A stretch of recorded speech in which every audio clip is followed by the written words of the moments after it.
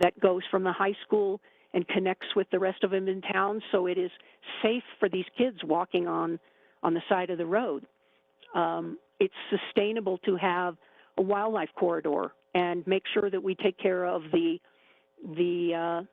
animals in our area that then will be heading over to the rest of the ranch to graze and have their babies and make more babies and do all sorts of things that animals do. So we're really wanting to listen to the community and say, what are your needs? What is important to you all, and how can we structure this in a way that answers so many of the questions that are facing our community, not only today, but looking at this long term in the future. So I guess I would like to open it up for questions for anybody that would like to. I mean, and we're more than happy to walk the property with anybody that wants to come out and see where we are, because it makes so much more sense when you see the physicality of it. We're happy to do that. We're happy to have conversations that go way more in depth about how we go about doing this, what we can do. I just wanted to give you guys an overview and kind of start the conversation with you and get back on the radar with some of the groups in Nederland that are important. So I open it up to you. And Michael, do you have an opening statement or something you want to say? Kayla, I think that was a really excellent 5-minute summary of the project, and you hit a lot of the main points. There's a couple of buildings that we're looking to put in that are focused on traditional affordable housing and housing assistance. And one of the things that the Housing Authority in Boulder can't really do is prioritize locals. And so I also live off the east end of Ridge Road, so I'm kind of on the other end of Nederland, back over Boulder Falls. I've got a junior in high school up here, and I help coach the middle school ski team. So I've been part of community a long time, and I happen to have been a real estate principal for a long time as well. So I got called in pretty early on, and we started to look at this as really solutions for the whole community. And we're pretty in tune with and care very much about the sensitive points that people have brought to us, such as helping to increase town's capacity for septic service and for water service. And so we're not really looking for traditional developer incentives or anything. We're really taking the approach of wanting to make this an asset for town and sustainable long term. So any suggestions along the way that this group or anyone might have, we're very interested in doing what we can do to incorporate. So yeah, the annexation is necessary. I'm sorry, CT, you have a question? No, don't let me interrupt, please. Of course. I'm with you too. I bike a lot, and so I'm up on the West Magnolia trails like all the time. I love it up there. We were talking about putting in a bike path that connects the school with the eastern edge of the property, which is actually very close to, it is the town limit, but it's very close to the existing sidewalk that ends over on Peak Peak Highway right there. We have managed to contain all of the developed areas into about half the property on the west side. And it fits in a valley that makes it screened from being seen up and below. You'd really, from just the road, you would see part of the community, but not all of it. And it goes up underneath that West Magnolia Trail system up there. The eastern, roughly half of the property, we've proposed for preservation for wildlife corridor. And it's like 8 acres or so, give or take how we final map it out. But it's our intent to actually sell that or gift that to the town of Nederland in ownership. So we wanted to do that so that the town has some ability to decide what that land is really best used for, such as things, the wildlife corridor is very important to us. super involved with the Humane Society for many years. But also would be a place for like wind power generation, could be considered for solar power generation, even some aspect of community gardening or some other community use up in there without disturbing the old growth forest. So these are just a few of the things that we had talked about in trying to provide solutions to. The daycare building right now is really centered around outdoor education and could have uses for actually, uh, you know, early education, childcare during the week, and on the weekends could be used for people who would drop their kids on their way, say, up to Eldora or hiking up in the mountains if they were too young.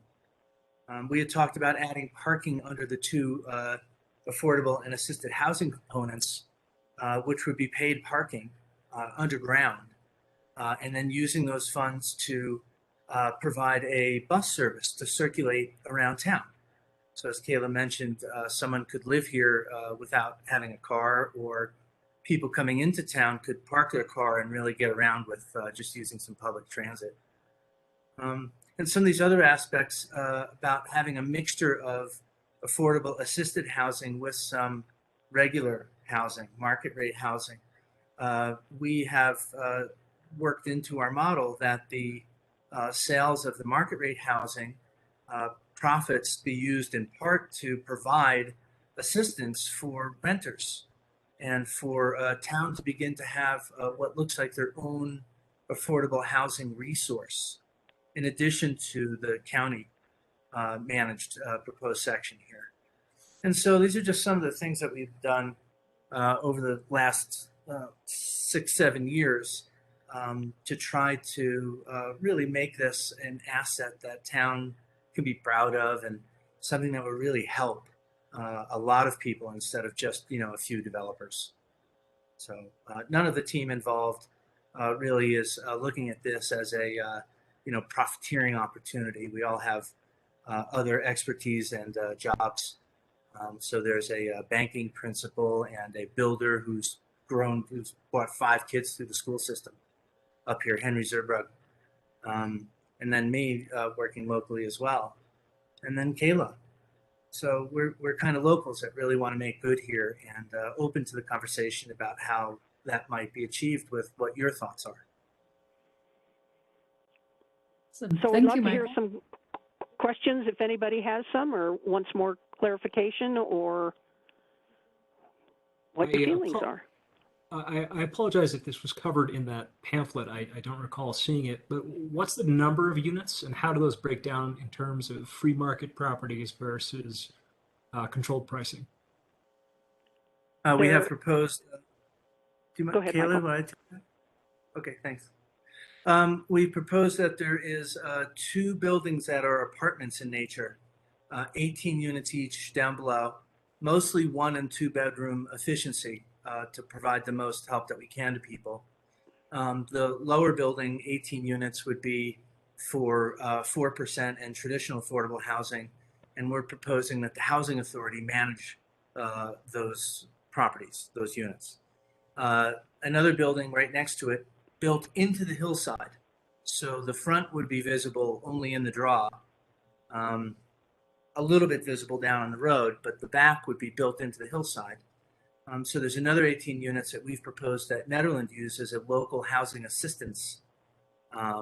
Different from affordable housing, wouldn't be the case that would be subject to federal affordable housing rules. But we also have involvement from groups like the Emergency Family Assistance Association, EFA, and ties down there. So, and then going up the draw further, we would have another proposed 40 townhome units in 3, 4, and 5-plex buildings. So they'd be combined and they would be built very, with intimacy in mind. So we're really not trying to stretch these into large units, but we are trying very hard to fit them into the hill and minimize their impact on the environment and their energy consumption up there. So it's a total of 36 apartments and 40 townhomes that go up the draw, of which only a fraction would be seen from down on the road. So I apologize. That's 30, that's 16 or 18 in affordable housing, 18 in housing assistance, and 16 units of apartments. Is that correct? Plus, 40 townhomes. plus the 40 townhomes. Right. So it's 18, 18, and 40 are the numbers for that, plus the daycare or outdoor education building. Okay. So that's a huge chunk of town, a population of 14 to 1600. You're talking about, roughly 76 odd new units in town. There'd be a substantial portion of the residential capability of the whole city. That's true. And we propose to do that in phases, so it wouldn't happen all at once. We also propose that each one of the market rate units, the townhomes, pay a sewer tap fee and a water tap fee. And so we're really not, I've seen the town books over the years, pretty much every year, and budgets. And we've realized that Nederland just doesn't have some of the financial capacity that bigger towns down below who might be interested in something like this would have. And then some of the units up above too, the density and the volume that comes out of that are funds that we could use to directly provide to the renters for assistance, for long-term help. And so the densities are a little bit a solution as much as they are anything else. We're well aware the septic capacity is being challenged with any new development that's come to town. So this is one of the ways that I think we could help finance that. What are the current roadblocks that you're seeing with the IGA process? That's a great question. The IGA, I'm very familiar with. I've read it a number of times. I'm not an attorney, but I've worked on these matters before in other areas. The head of EFA used to be the mayor of Lyons and had a very similar experience where they were up to renegotiate their IGA, and the county really put up a big fight as it was getting closer to the expiration of that IGA. I think the county has their own set of priorities here, not the least of which is power and control, in my experience. And in talking with Julie Van Domleen, who's the head of EFA, she was the former mayor of Lyons, it was very interesting to hear how she had approached and eventually succeeded with getting lands around the town of Lyons annexed. So right now, I see that the hurdles are very much that Boulder County is looking to retain certain rights and control against giving those rights and control to the town of Nederland.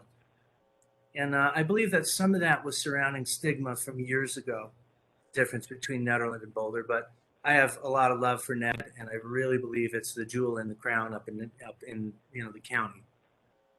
Plus, I really also believe that that Nederland needs its own resources here. It needs to have some say about its own housing, even has the ability to create some special tax on these properties when annexed. We have an annexation agreement that's in process already, and it felt that the county really used the renegotiation of the IGA as a real, this property is a real push point in that. And so we've kind of been at the center of some of that negotiation in the past. Just as a little bit of historical clarification, in the 9 years since we started this process of trying to annex to town, every other municipality in Boulder County, with the exception of Ward and Nederland, have all annexed properties to some of them have renegotiated their IGAs, some of them have let them lapse and then have gone about annexing property. But Erie, Longmont, Lyons, Boulder, Lafayette, every single one of these municipalities are feeling growth, are feeling the pressures of population moving here. It's not going to stop. Talking to Brent Tregass's general manager at the ski area, I'm sure you all know him. he was telling me that of the 600 employees they have at the ski area, only about 100 of them live in the area. So they have approximately 400 to 500 people that are commuting every day. That's not sustainable. That's not environmental to work at the ski area. Over the years, some of the people that have started working up there have bought homes, had children come into the school system, have become part of the fabric of our community and become year-round residents up here. If they don't have the opportunity to do that because there is no place that's affordable for people to live, we lose that component. We lose the component of the seniors in our community that want to transition down from their big houses that they bought 20, 30 years ago. Their kids have grown up, they've moved away, they've got these big houses around town, you know, in the Big Springs, Sunnyside, Magnolia, you know, Sugarloaf, wherever. They would love to stay in their community. This is where their friends are. This is where they're comfortable. But there's no place to downsize to. This gives them the opportunity to do that, which then opens up another home for, say, a family. I look at this as we're a pond, and if we don't have fresh water constantly coming into it, we will become stagnant, just like a pond. And we're getting to that point. We are pricing ourselves and so many of the people we know out of purchasing or even renting because there's no product. So, sorry, I didn't mean to jump in on that one too. So, Well, this is John, and my question hi, was, John. if we want to try to keep it at a, you know, the local level, I mean, isn't the housing authority not going to be at the local level? And you guys were proposing to have the housing authority be in charge of a portion of this? Let me jump in on that one if it's okay. The Housing Authority also represents a flow of federal dollars for assistance. And whereas they can't necessarily prioritize locals, they are able to put locals on the list. And we think that in working with them between a mixture of these two buildings, the housing assistance buildings and the federally funded 4% tax credit type units, that will provide a really great mix of people, both for locals and also a flow into the community. So, you know, people that we're looking for to help in those areas include groups like seniors and teachers, being very close with the school system. I've watched the schools flip teachers and administrators at an alarming rate. So some of the favorite teachers of the kids are up for 2 years and can't drive the canyon in the winter and wind up really using Nederland schools as a stepping stone, just to get into the Boulder Valley Schools district down below. So, you know, police officers and firemen and municipal workers and just general people who want to work in the area, employees of the area. So we really think that a mixture of having the housing authority involved with managing some of the units will allow for a higher level assistance while we retain a certain number of the units, at least 18 or more, to solely prioritize for locals. And one step further, we're very interested in allocating a number of the townhomes also at some kind of level of assistance for long-term ownership. So be those individuals or couples or groups or families, however that works out. It really becomes a way of us providing a broad spectrum of help to different aspects of our community. Did I answer that question okay, John? Yes, thank you.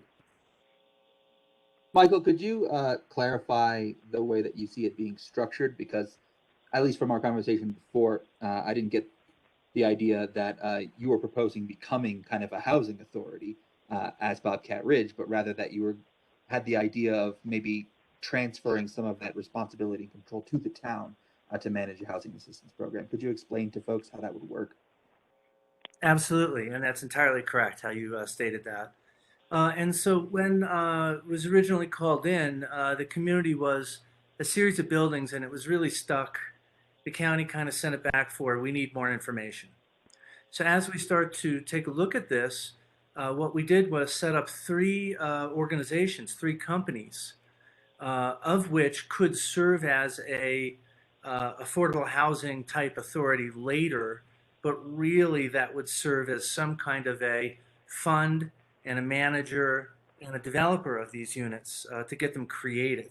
But it's never been our intent to be in ownership or control of the fund or of the management of these assistance funds.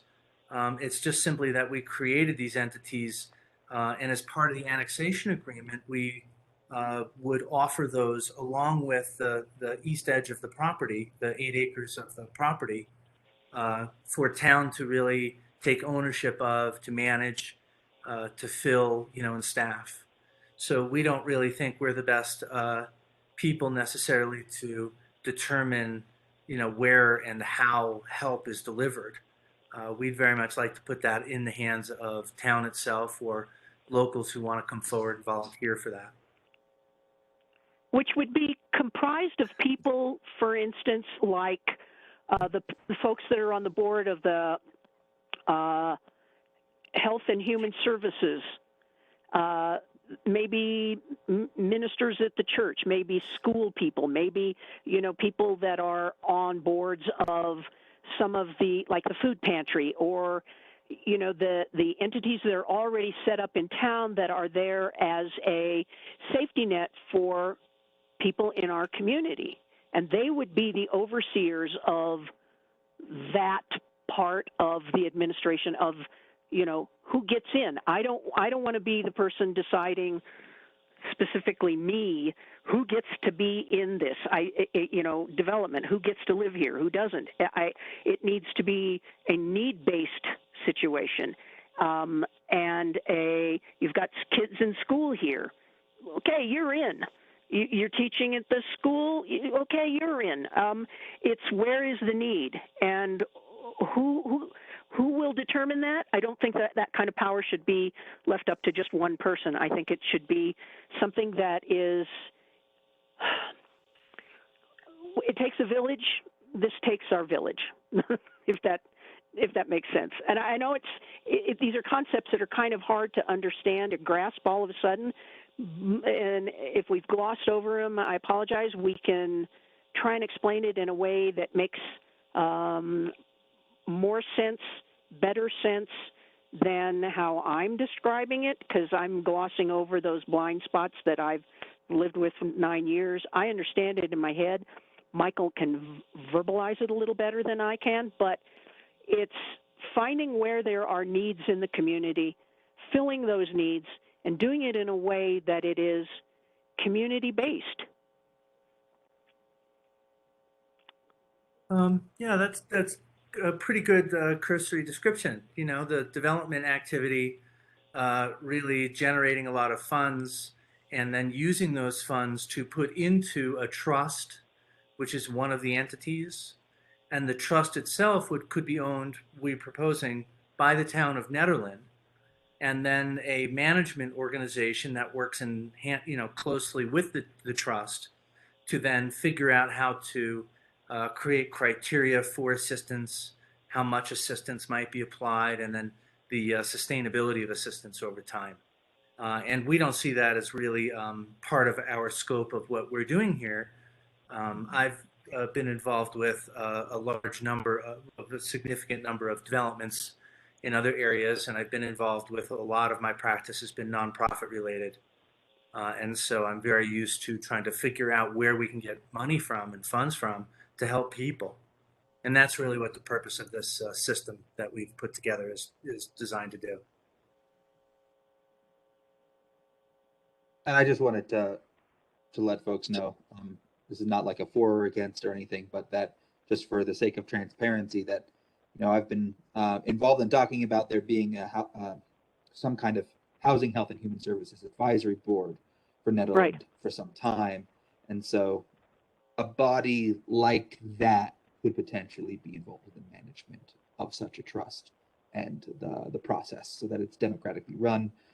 Officials are appointed by the Board of Trustees, who are elected, and then comes back to the community in that way. Thanks, Eric, in full agreement with that.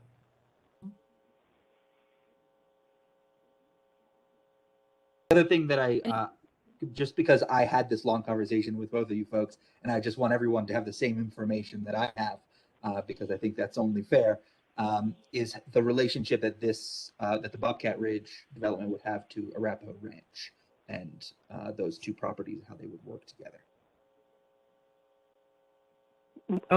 Did you want me to clarify that, or? Yeah, to clarify that, like what would happen to the property across the street? What's the long-term kind of goals and planning there, especially in terms of the ecosystem and kind of environmental components that sure. this board might be interested in? In the early 80s, my family, we all decided to put a conservation easement on the ranch. Prior to that, the Boulder Valley School District apparently is the entity. They condemned the property where the high school is. So the 17 acres that we're talking about became a little island that is not contiguous to any other part of the ranch. So when we put the conservation easement on the property, we held out that 17 acres with the idea of someday. My parents were thought ahead of time and thought that it might be of value somehow to somebody, some way, somehow. So that's what I have lived with, and it seemed the time was right, and all of the stars were starting to align in the sense that there is need. I mean, I have lived now up here full time for over 30 years. Prior to that, I spent every summer of my life up here.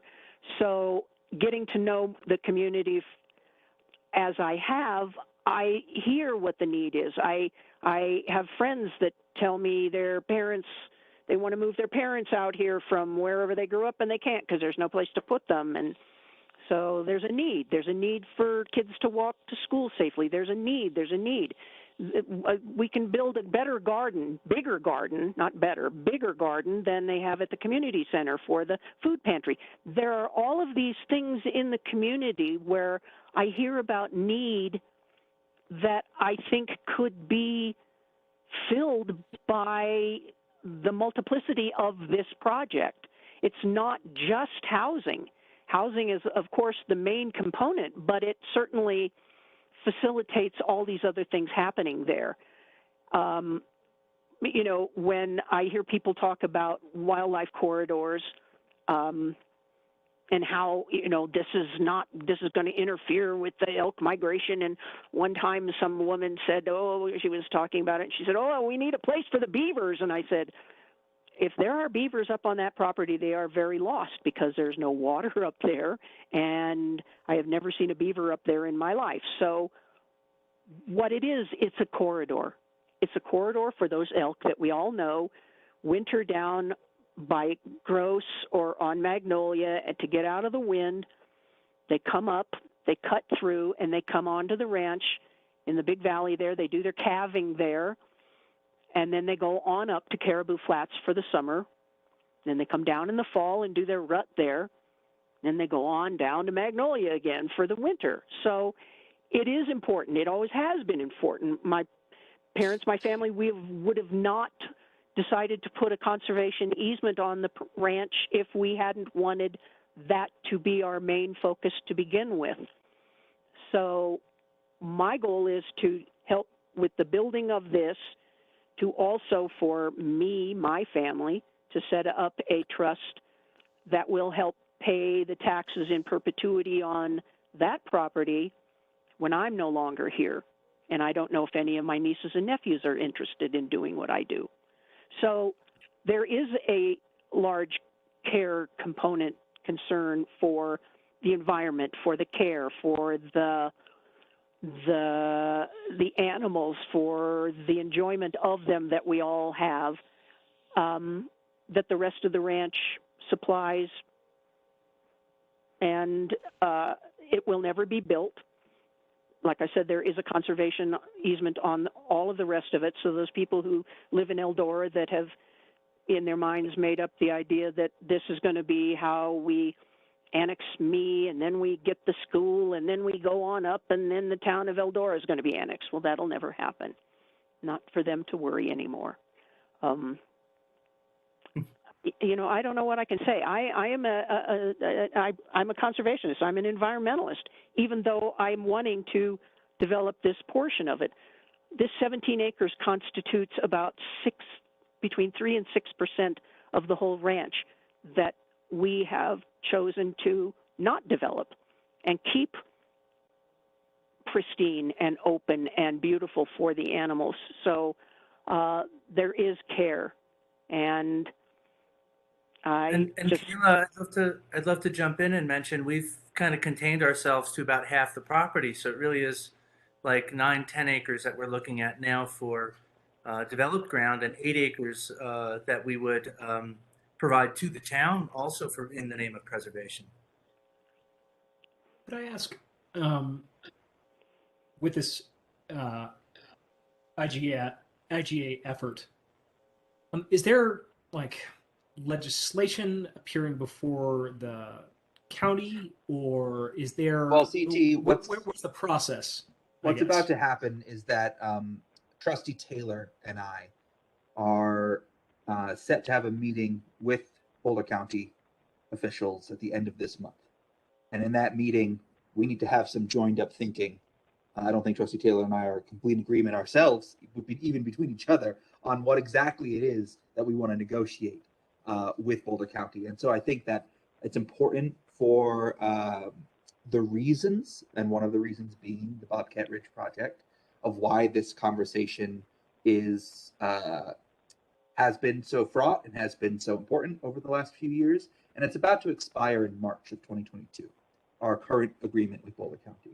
So we can let that agreement expire and it doesn't become some kind of big disaster, right? We don't, you know, the sky doesn't come falling down if the agreement expires. However, we could renegotiate with them to amend the current agreement that we have, keep the parts of it that we like, but also include provisions for the potential for annexation of Boulder County property. So there's basically 3 options. We re-up it as it is. We don't annex anything, and Bobcat Ridge doesn't happen, or at least doesn't happen this way.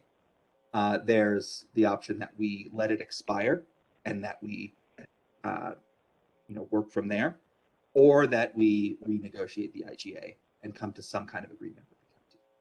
Those are that's kind of where we're at right now. And so I think, to me, the current IGA does not grant, it does not allow for Nederland to annex any surrounding properties.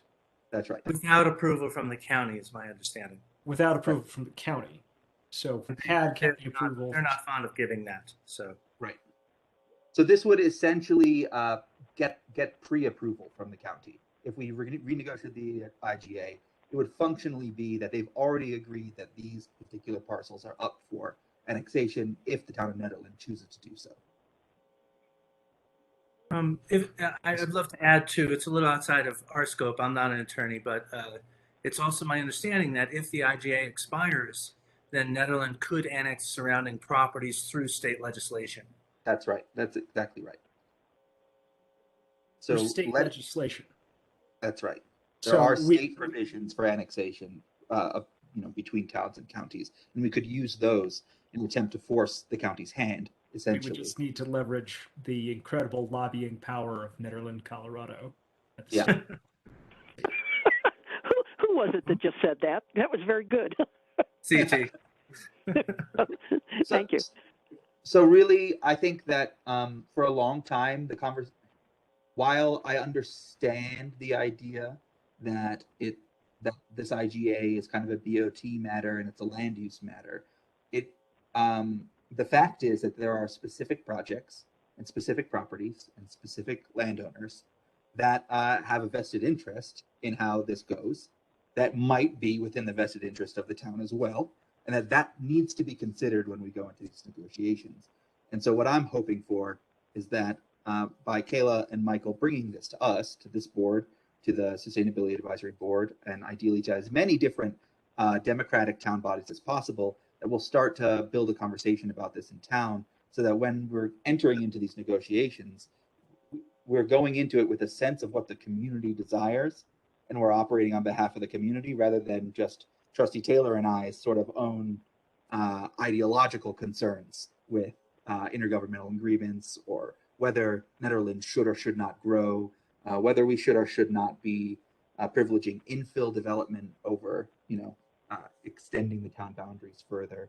There's lots of sort of historical debates and questions about these things, and I think it's important for our advisory boards to engage in these conversations and to make their kind of ideas about it known, and also to help engage the public on these issues.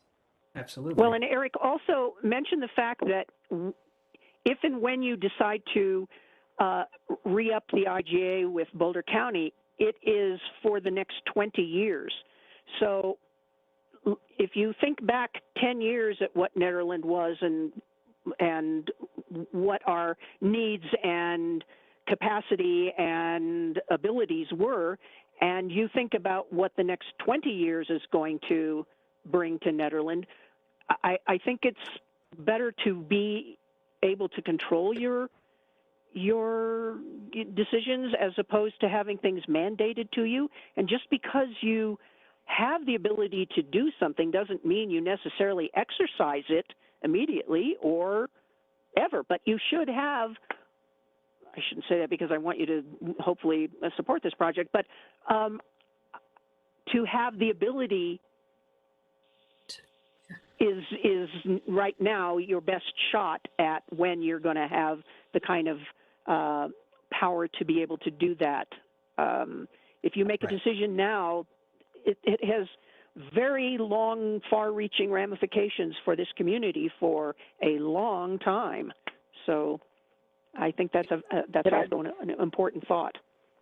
Yep. This is Sam, but I'm calling in. I just wanted to chime in for just a moment. And now that I'm getting a better grasp on the entire situation, it certainly appears, unless I'm just missing something here, that it would really make sense for us as a town to be able to control those things and not have to ask Boulder County and deal with, potentially priorities that the county has that would slow these things down or,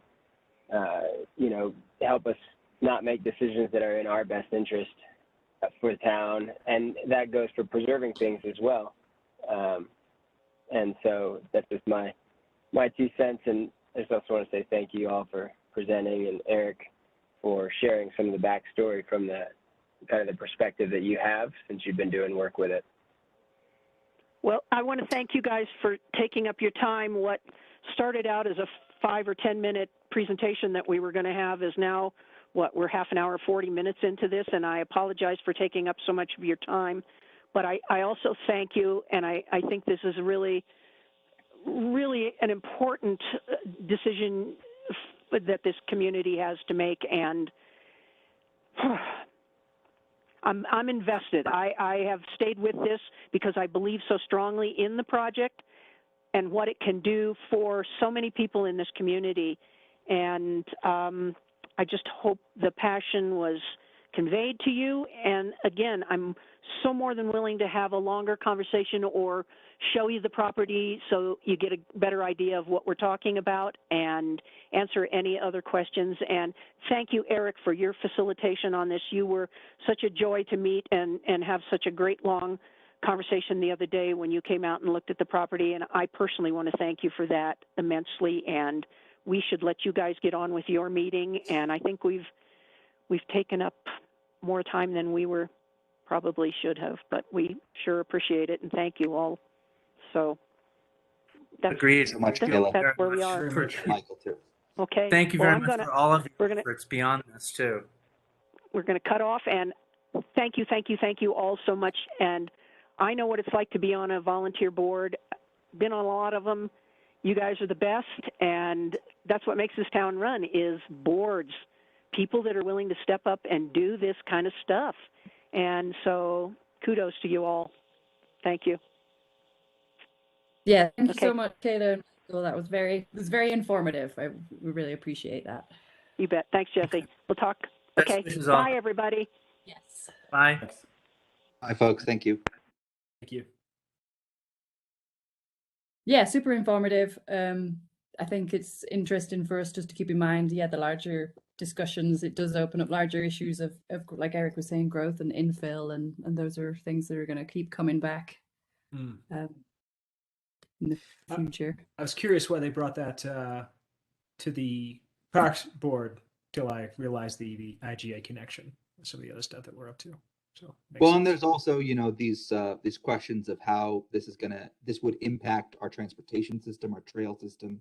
It would give the park another 8-acre parcel. Give the town another 8-acre parcel to manage. And the Parks Board, I think, would be a huge, if this project happened, the Parks Board would be a huge part of what that parcel actually ended up being and what it was used for and how it was managed, and how it was dealt with. So there's a lot.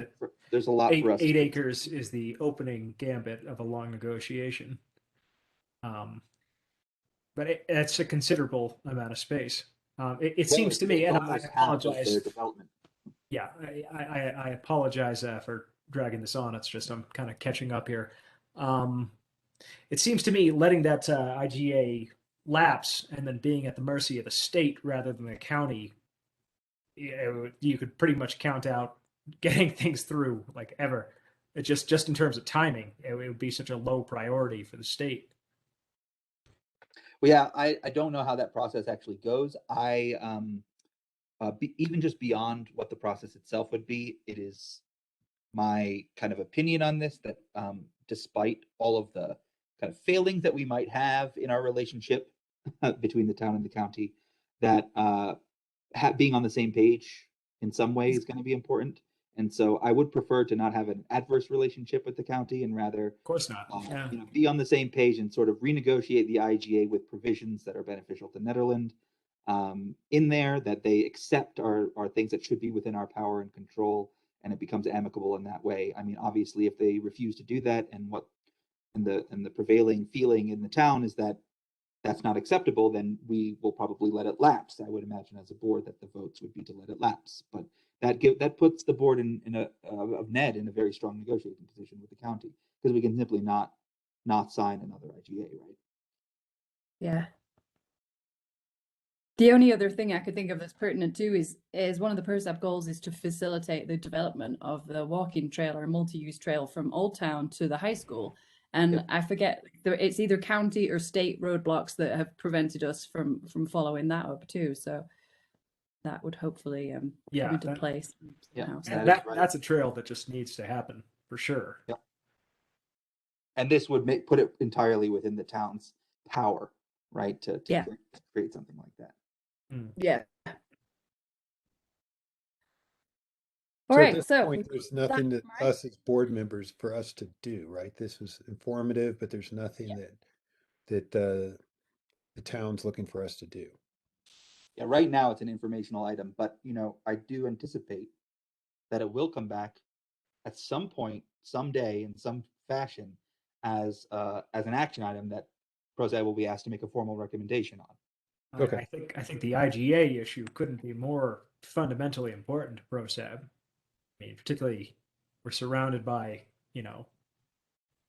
undeveloped woods. As much of that as could be preserved for park space, open space, natural preserve, the better. And the more the town has control over that, that's a really important thing. Well, one thing that would be very helpful to me, because I'm been designated as one of the trustees who is going to start these conversations with the county. Because I apologize, Eric. Are you a trustee? Yes. I'm catching up. Sorry. Totally fine. What would be really helpful to me is if you did want to talk about this and you did have thoughts on it, to talk to me about it between now and I believe November 29th is when the meeting is. So it's really kind of bearing down on us now. What you do for lunch tomorrow? Yeah, well, sure. Yeah, I'm free. Great. How about the deli? Let's do lunch, CT. But yeah, to talk about this more and to get kind of a sense of how y'all feel about it and kind of balancing, because the one huge benefit to having an IGA that stops us from expanding the town is that it forces town to reckon with the properties that we already have and to improve them and make them better, right? Where if we just expand outwards, we have these new projects that maybe kind of distract us from the fact that we have not accomplished the goals of our comprehensive plan from last time around for the town boundaries as they currently exist, right? So there is something there to discuss. An important consideration. Mm-hmm. Also, an important consideration that 70 more households of taxpayer income for the town is considerable. I mean, if there's the demand there, which is something I was thinking while they were talking, are there 70 families, 70 individuals out there? I'm sure there are. Clamoring to move out here? I'm sure there are, but the other thing that it does is puts a massive strain on our infrastructure. And can we do it? Can we just water wise? That's huge. That's an enormous draw. Water, septic, just massive. Yep, it's big. Can I give you one little piece of info, Chris here? Yeah. Is that Chris Perez? Yeah. Yep. Traffic. Go ahead. Traffic. Yeah. How many people do we have when we have Eldora going on? How many people do we have when we have Frozen Dead Guy days? How many people do we have just in the summertime in general? Leaf Peepers 101.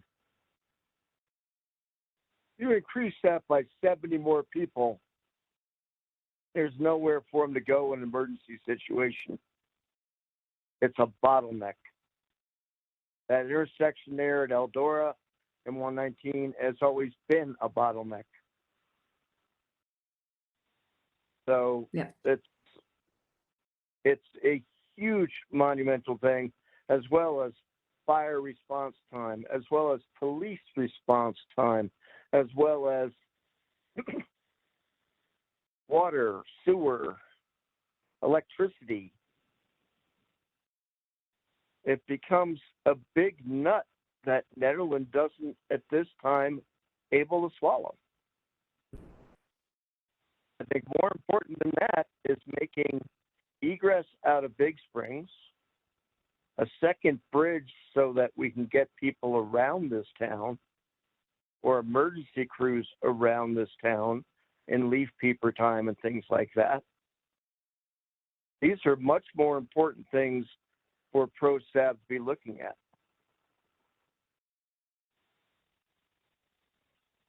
That's all I have to say. Yeah, I totally agree with all of those. And one of the big questions, obviously, for all of those things is the question of where we get the resources to do any or all of them. And so it's trying to balance sort of opportunity costs of all of these things.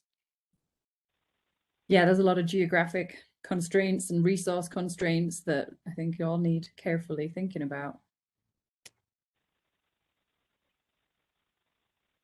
Right. Can a PD of 5 officers take on another 70 units? 50 people, yeah. Right? Is it possible? So then we're looking at hiring more police. So when people say, development should pay for itself, and when there's more houses, you get more revenue. I think that the reality often you find that it's basically more money, more problems. As has been said.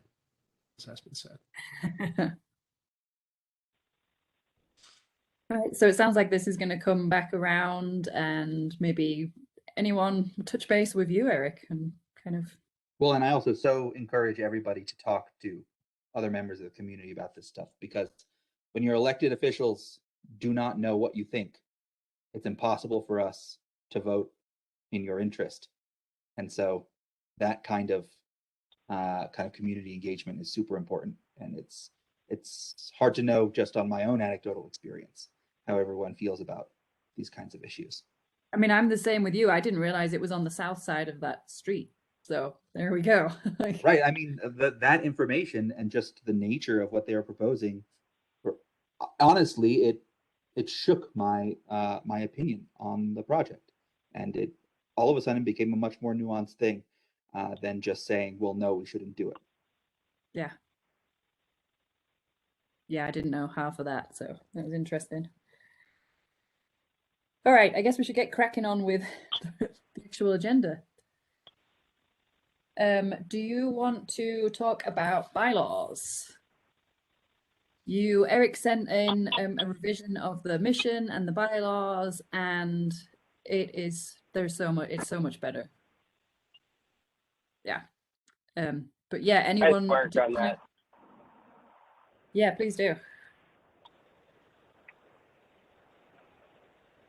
Oh, I was just saying I like what Eric had done there, and so I was saying good job.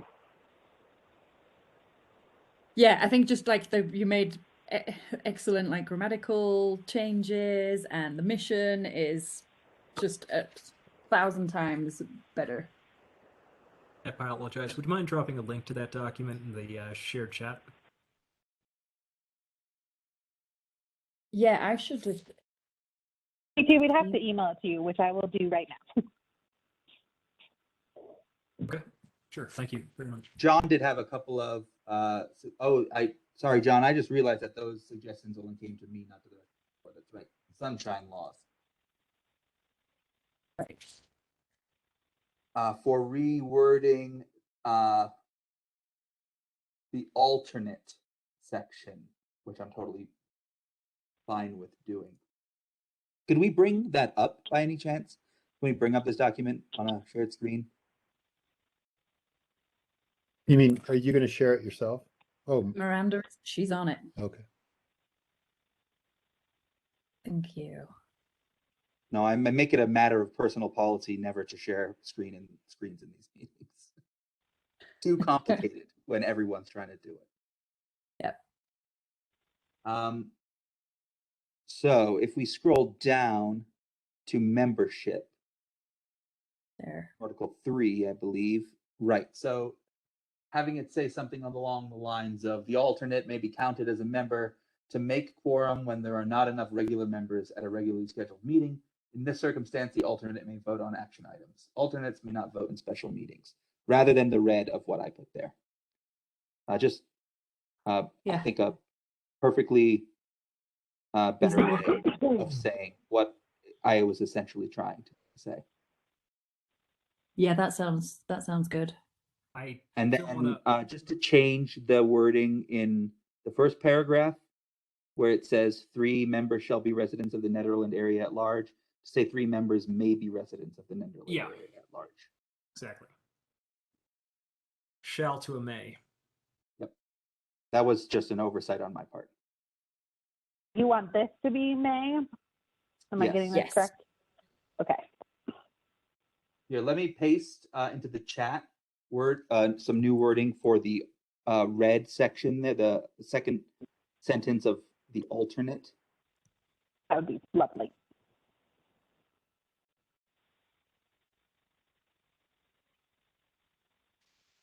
Do you want to replace this red here, Eric? That's what you're saying? I think that's right. Is that right, John? Yeah, the whole theory is like, unless you have a quorum, you can't do any voting to begin with. And we want to say that the alternate then can be counted as a member to make quorum. Right, that's right. And such that if that's true, then they're able to vote. Right. Yeah. And that wording is much better. That's what was my intention, but I just didn't capture it. There's an extra space between quorum and when. Hopefully that doesn't get baked into the final document. Well, so, I mean, as you keep going, I guess just a really quick, we won't bring this forward until SAB and Planning Commission are ready to go, just so the board's looking at them all at one time. So it may still be like January. So that's what actually is holding up the alternate. We obviously need the board to agree to these bylaws before we start recruiting for alternates. Luckily, you're not in a bad shape in terms of losing people, and SAB isn't either, but that's kind of next steps. But we can keep going through this document and make changes where appropriate. Yeah, as long as we're doing it, we should just we should get it done, right? And yes. So there was also Article 11, which is for making quorum, with which John brought up. We could maybe tweak the language there to be more clear. Right. So we could John, were you suggesting that we include the language about the alternate in Article 11? Yeah, I was saying you could put that in Article 11 if you wanted, And then you could just, reword the one we just pasted in up there, but somewhere basically we want to authorize that the alternate can be considered as, that was the whole point of the alternate, was that they could create quorum. And Right. any meaning a quorum shall consist of 4 members or 3 members and 1 alternate of PROSAB. Yeah, like this goal is 4 members, right? But if for some reason Right. we didn't have 4 and the alternate's there, then we could still move forward. Yeah. So I think CT's saying, or 3 members and 1 alternate. Right. And the alternate. There's only 1. The alternate. So you could have it be this. Having multiple alternates seems like you could get into a pickle pretty quick. Yeah, let's not do that. That's actually how the DBA operates, and it gets very complicated. I'll bet it does. I'll bet it does. Yeah, it we takes could no time not at all. do that. Because if you have 2 alternates Yeah. and not a quorum, which alternate gets to vote? The one Yeah. whose name Yeah, begins with A, funny. or the oldest one, or what? Yeah, no, just 1 alternate. Bowdoin College, that's awesome. Sorry. Apologies, CT and I Does are this having a work for everyone? private chat in the background. Does that work for, I mean, do people agree with that? Yeah, I do. It's good Okay. to me. Cool.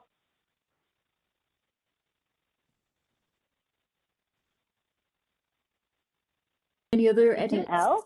Yeah, anything Yeah. else? Well, I can at least just, I think the one of the big sections that I ended up changing a lot was Yeah. not just the mission, but I went into the responsibilities article, and no one's given me any notes on it, but just to explain the thinking, I mean, obviously open to notes, is that I've kind of broken it out into 2 sections, one for general responsibilities and one for responsibilities relating to the plan. Yeah, I like So that. to the PROST master plan. So that way those don't get blended together. No, it seems so much clearer now this way. And there's a lot of redundancy in it, but I did think, because it's a bylaws document, that it's kind of important just to really spell it all out each time. And I tried to keep consistent language and terminology. So rather than, saying the advisory board sometimes and PROSAB other times, it says PROSAB all the time. Or rather than switching between ecosystem and ecology and environment, I just chose one and just stuck with ecosystems, figuring that would suffice. But if anybody has like a kind of argument or desire to see it be any other word, I'm obviously open to it. The only thing that I kind of ask for is some level of consistency on it so that we're not just mixing terms all the time. No, it still seems very concise too, which is perfect.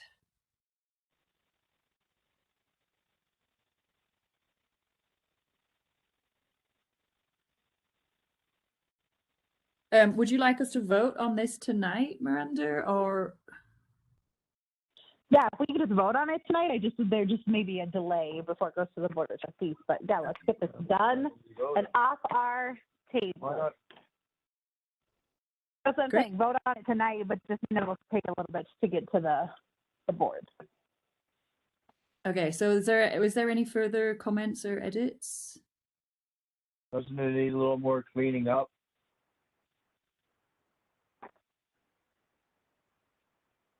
I like it. Good with all that. I think Capitalize it's the good, bullet but points. Chris, was there one wanted to add? No, you were talking about cleaning stuff up. Right. So Eric already went through and did a major edit Yeah, of this. So I think we're good. but we were having questions about the alternate thing. No, I think that's already in here, the proposed language that John provided. I know you can't see the screen, but that was added. Yeah, it Oh, was okay. just a Sorry, Chris. clarification. Yeah, we I added thought it that was line. something you were adding now. Yeah, added that. She added that in. Yeah. So it says the And I'll, of course, alternate. go through and oh, sorry, go ahead, Jesse. No, I was just gonna read it for Chris. The alternate may be counted as a member to make quorum when there are not enough regular members at a regularly scheduled meeting. That I toss in In this only. circumstance, the alternate may vote on action items. Alternates may not vote in special meetings.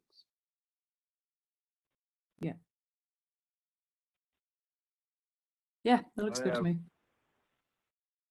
Go ahead, Chris. I just have one question about being for.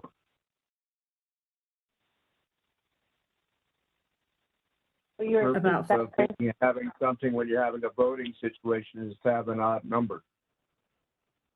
But 4 is quorum because 4 is half, more than half.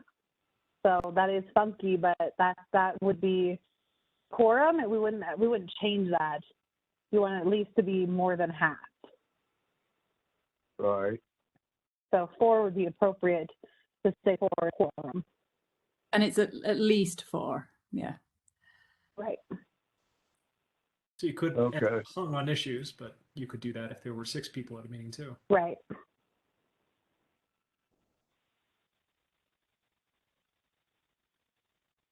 And these are designed basically to reflect the makeup and quorum of the BOT, right, Miranda? Like it's the same Yep. numbers. And, yeah. Yep. I mean, what would So happen Chris, are you if good, there or are was- there? I guess Yeah, Chris is like I'm all right wondering with- what would happen if there was I like a just was wondering deadlock. about having an alternate come in and vote on something when they're just an alternate.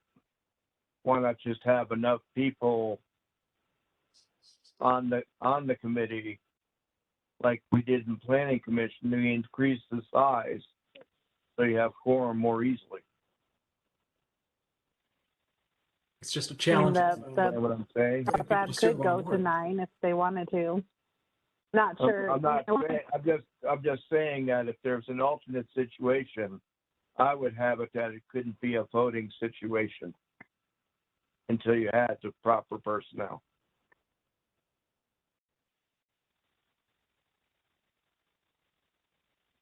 The alternate Right. is appointed by the mayor, correct? In the same manner as a Same manner as as a the regular. In the same manner as a on board the member. town board, yes, that's the way that one works. So that would be the same for PROSAB. The person would be a member of PROSAB to serve as an alternate, like you have like the BZA.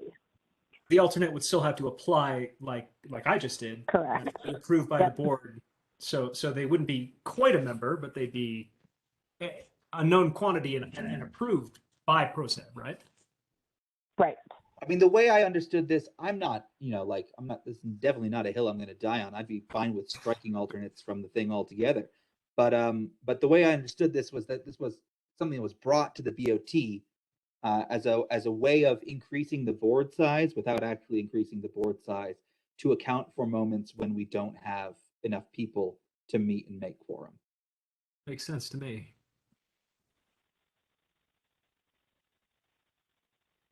Yeah, that's true. And also, as we were saying, in the recent history, we haven't had trouble making the quorum. So, and this is to keep our board in same general dynamics and shape that the other boards are. I mean, this isn't something we came up with, This was Right. keep it within the town's general guidances. Right. Makes sense to me. And I mean, All if right, it gets to be an issue, we could change it the next time round, yeah?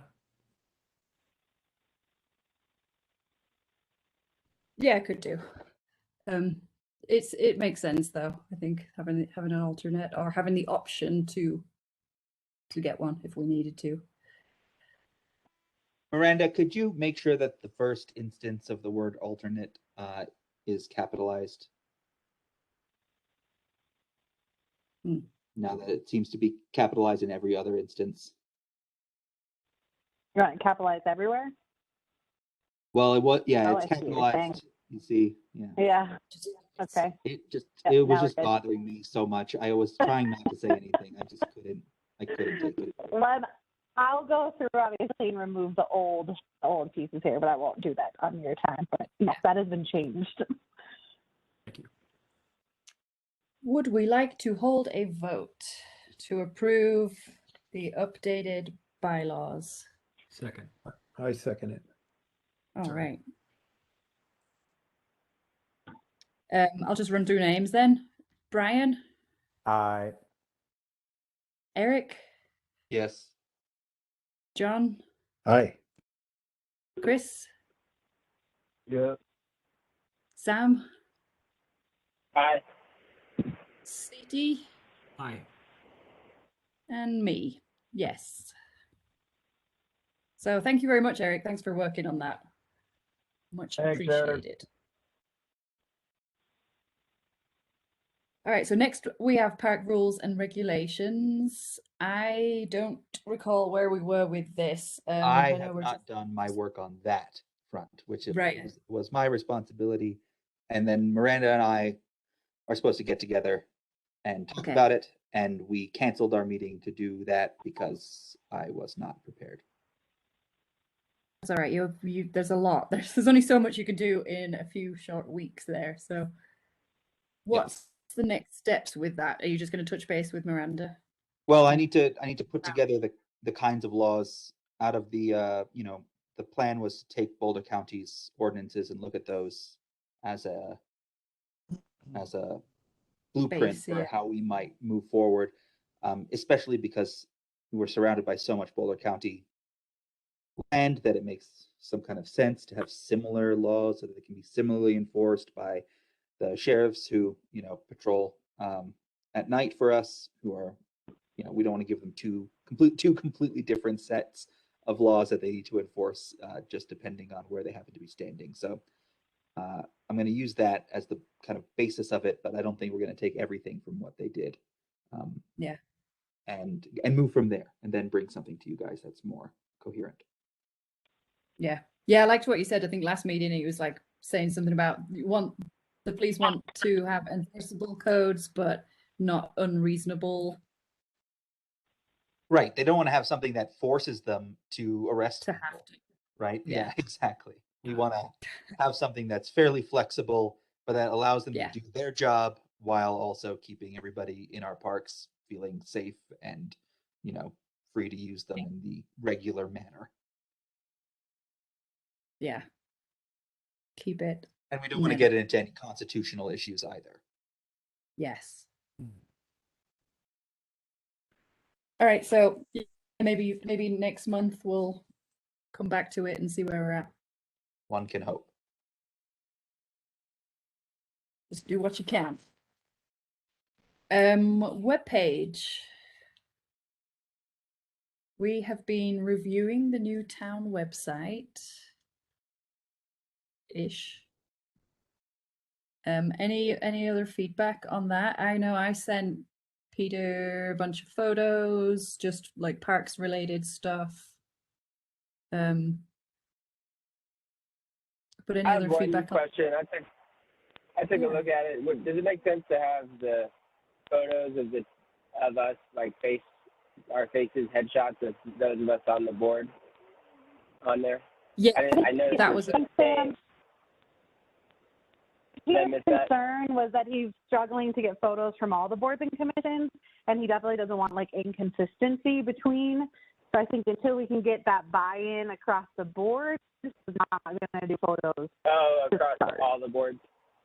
Yeah, he's really looking for. That's kind of the challenge with our current site. He would love some like uniformity amongst them. It's like the photos are trickling in. Yeah, board photo day. Yeah, right. We do need a board photo day. I think it's a good thing. I think. Let's just overlap with the high school. We'll show up, hop in there. Well, seriously, just from a community standpoint, I think it's like, oh, that's the face with the name, and that's the person who's representing. It's good. I think it's a good thing to know, and helps keep everybody kind of even more accountable in that way, and in a positive way. I agree. Call in user 4. All right. So if you haven't done it yet, I haven't done it yet. Send in a photo to Peter, and hopefully we can set that precedent that we think it would be a good thing, and hopefully if we do it, other boards might follow.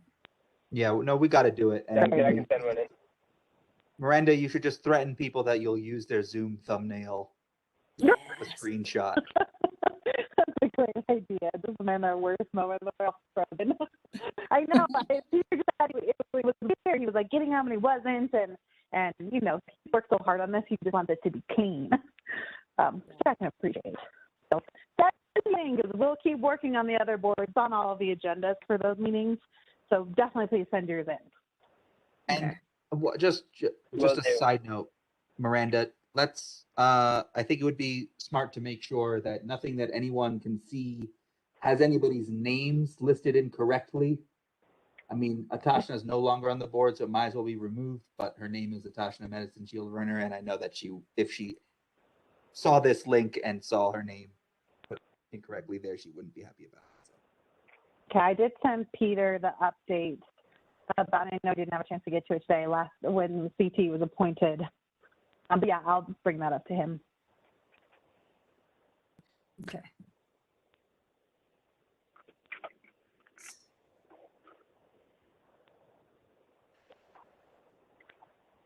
So when is it being launched, Miranda?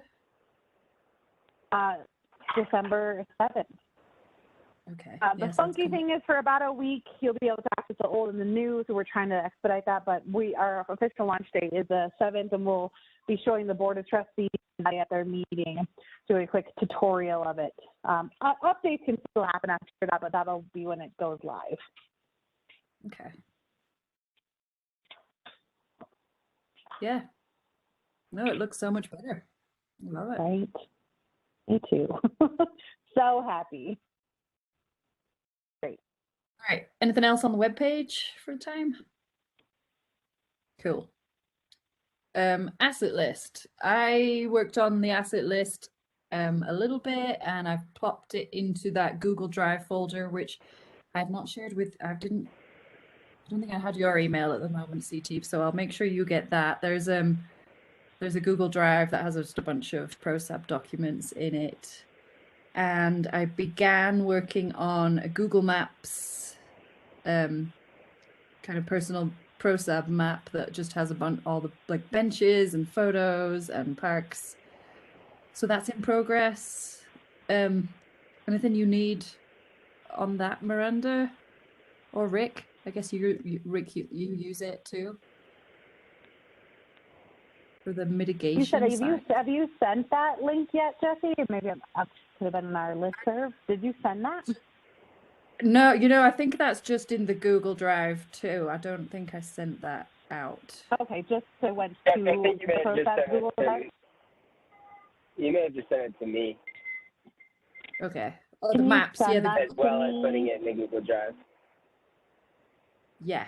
Yeah, I'll share the map with Miranda and just the actual asset list too. Yeah, also, I can't open Pages files because I don't have a Mac. Oh, right. Oh, It shouldn't be. Your files always end up funky for me too.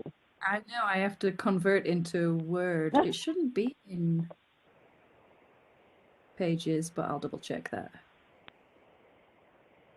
But it's pretty straightforward, and that's something that you can all just pitch in onto and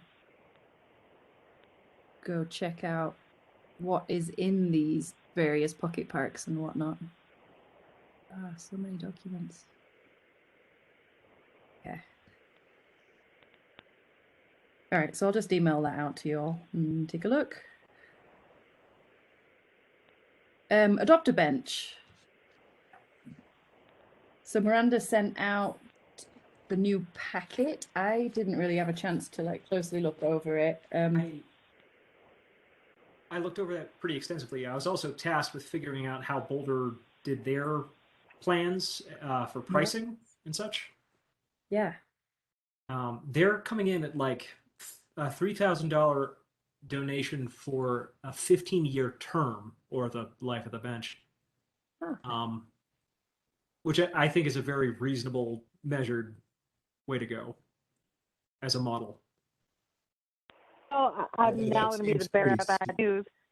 So I just had to, because the fee schedule was moving forward, CT, I just kind of had to pick a number. So I did I saw them at $3,000 too, and so Eric and I just proposed $1,000 for the bench. That was completely tossed out the window at Tuesday night's meeting. The board felt like without a plan of how PROSAB would use those funds, they didn't feel like it was appropriate to charge that right now, and that if PROSAB wanted to come back with a prior to their next meeting, they would reconsider. They dropped 50 down to $100, and that $100 is supposed to serve as like the donation of sorts, as well as cover public works time. So Eric, you weren't there. I don't know how you want to tackle this because you weren't there. I wasn't there. I mean, I frankly think that that's absolutely madness. I mean, what do you mean what we would use it for? We have a parks budget of $15,000 a year. Go into the parks budget. What would we Yeah, use it let's That's just exactly say what I we'll said, spend it but all they- on Gray Breeze. They wanted like a specific plan. And so I think, Eric, what we're up against, so just so you know from the board, is like if you wanted to pull that plan together, great, but you only have 2 weeks to do it. Or I before the couldn't fee help schedule with gets that. adopted. If you I can think pull it's- it together, the board is willing to reconsider. But right now, where the fee schedule stands is it's $100. Yeah.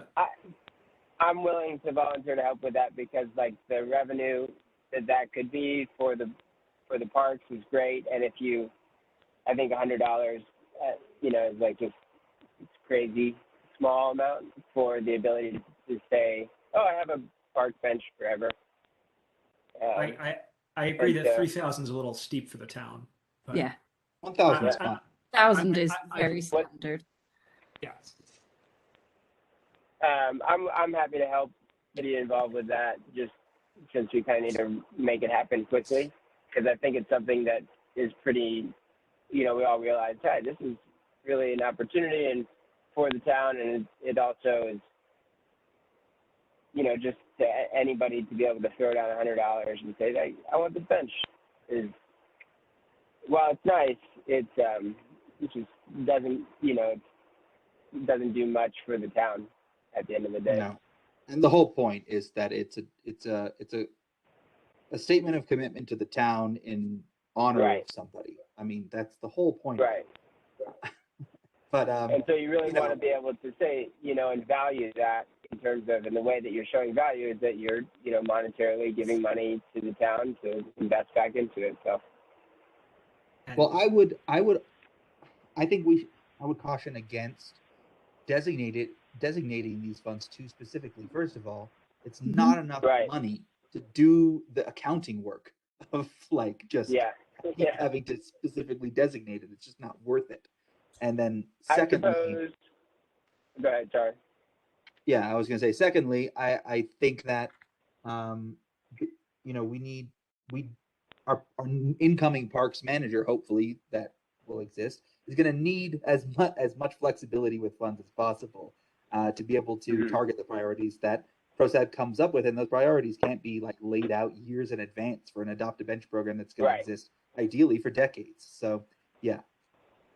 My Right, and thought is that I'm happy to reframe that conversation in whatever way we think, because even though it sounds like the board was interested in saying a specific thing, I think we could probably put a good argument together, a conversation that makes sense there. Right, because I think we said But last then meeting that that fee would cover the administrative fees, it would cover labor, fabrication, and installation costs of the plaque. So I think that's where they argued. So the argument was they actually wanted to waive most administrative fees, arguing that that's what taxpayer dollars do is cover town staff time, and that fees shouldn't be charged. And so they waived a few of those on Tuesday. And then they said, Public Works, it takes them an hour, and that's $50. And so there was no reason. Originally, there was a discussion about just like waiving it all together. So really, you're looking at like a $50 fee with the $50 installation. Right, but what's happening here is that we're misunderstanding the purpose of an adopt a bench program. yeah, Fundamental. It's not actually a question. It doesn't matter what it costs the town to do. That's oh, exactly. It's the point is to make a donation in somebody's name and to honor somebody in that way, and also to Support make the their parks. legacy live a little bit on in the park that money helps to maintain. So I think Right. that needs to be articulated more clearly, I guess. I mean, I don't see who doesn't understand that as an adopt a bench program, but apparently that's the case. So that needs to be much more clearly articulated in the document, that that's what it's for. That's the purpose of an adopt-a-bench program. And then maybe we could do something, Sam, along the lines of designating a certain percentage of adopt-a-bench funds for a specific purpose, and then putting the rest into general parks maintenance. So, for instance, we could think like, maybe a certain percentage would go to support, a specific need that we have on an ongoing basis. Maybe something youth-oriented, maybe something, volunteer oriented. I don't know what it might be, but and it would have to be like a need that is decades forward needed, right. which is hard to anticipate.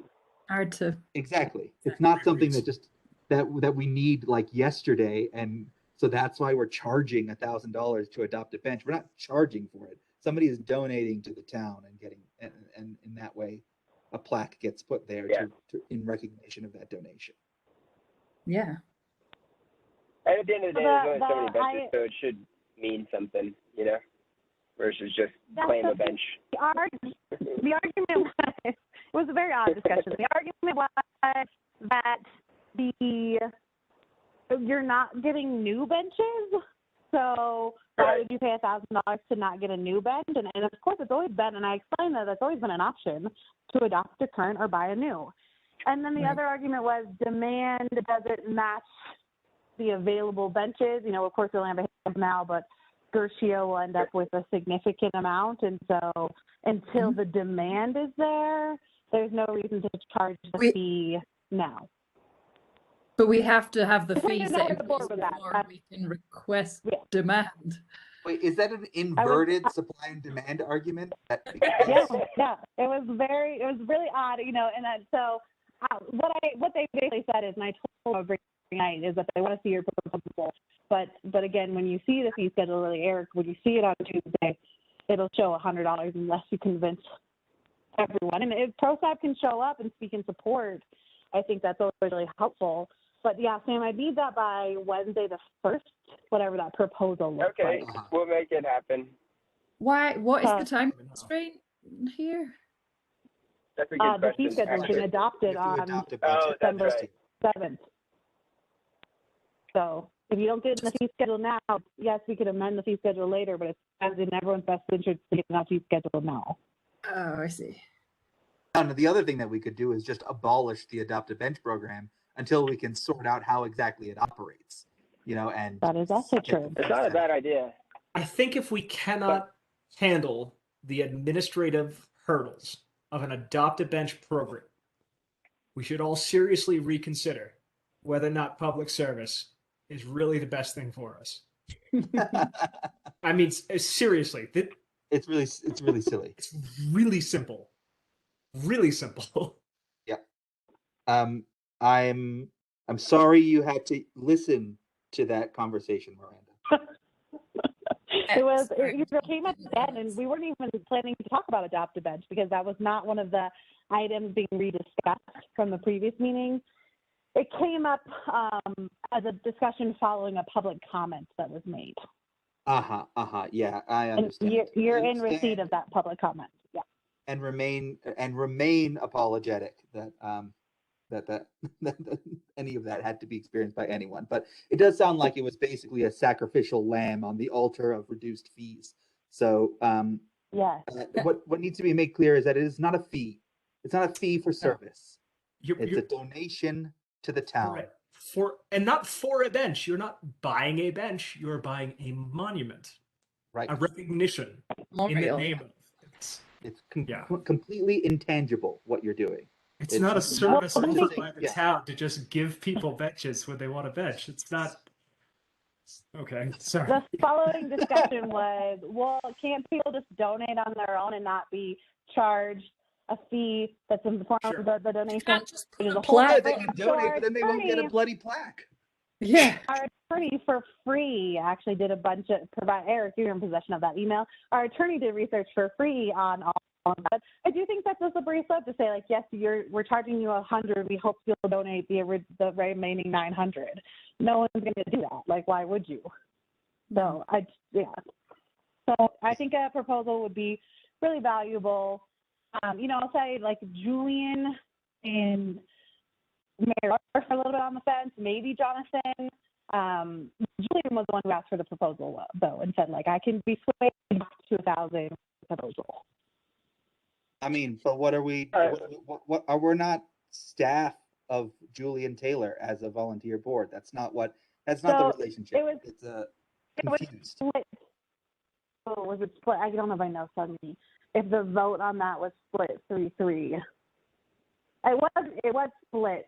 So where some Gotcha. felt like yes, we should get rid of the 1,000, and it was Julian's request at the end since it was so split and to break the tie. Sorry, I mean it was just an informal discussion, but that to break the tie was we'll ask PROSAB to give us a proposal.